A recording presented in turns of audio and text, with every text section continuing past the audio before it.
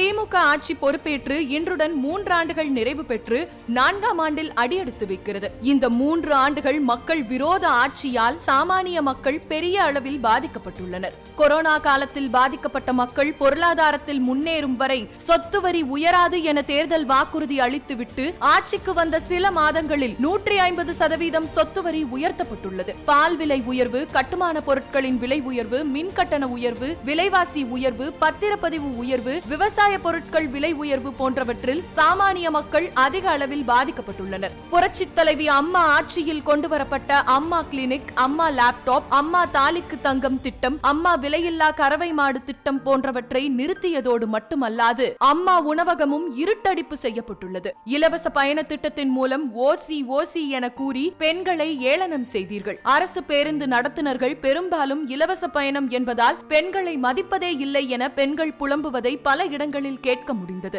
ஏற்கனவே அம்மா ஆட்சியில் செயல்பட்டு கொண்டிருந்த அக்ஷய பாத்ரா காலை உணவு திட்டம் போன்று அதை விரிவுபடுத்தி காலை உணவு திட்டம் என விளம்பரப்படுத்திக் கொண்டீர்கள். அனைத்து மகளிருக்கும் உரிமை தொகை என கூறிவிட்டு தகுதியின் அடிப்படையில் ரூபாய் 1000 வழங்கினீர்கள். பழைய ஓய்வூதியம் அமல், நீட் தேர்வு ரத்து, செவிலியர்கள், பகுதி நேர ஆசிரியர்கள் பணி நியமனம், போக்குவரத்து தொழிலாளர்கள் பிரச்சனைக்கு தீர்வு என எதற்குமே கொடுத்த வாக்குறுதியை நிறைவேற்றவில்லை. விவசாயிகள் மீது குண்டாஸ் போட்டது, கள்ளச்சாராய மரணம், லாக்அப் மரணம், வேங்கை வயல் விவகாரம், கள்ளக்குறிச்சி மாணவி மரணம், போதைப் பொருள், கஞ்சா நடமாட்டம், கொலை கொள்ளை சம்பவங்கள் அதிகரிப்பு, சட்டம் ஒழுங்கு சீர்கேடு போன்றவற்றை ஒருபுறம் மறைத்துவிட்டு சமூக நீதி என்றும் தமிழகம் அமைதி பூங்கா என்றும் விளம்பரப்படுத்திக் கொண்டதே மிச்சம். வேலை வாய்ப்பு ஏற்படுத்தாதது, தொழிற்சாலைகள் உருவாக்காதது, காவேரி முல்லை பெரியாறு பாலாறு போன்ற விவகாரங்களில் மாநில உரிமைகளை விட்டுக் கொடுத்தது, மழைக்காலங்களில் மக்களை தவிக்க விட்டது போன்றவைதான் 3 ஆண்டு கால சாதனை. கடந்த ஆட்சியில் 4.58 லட்சம் கோடியாக இருந்த தமிழகத்தின் கடன் தற்போது 8.33 லட்சம் கோடியாக உள்ளது.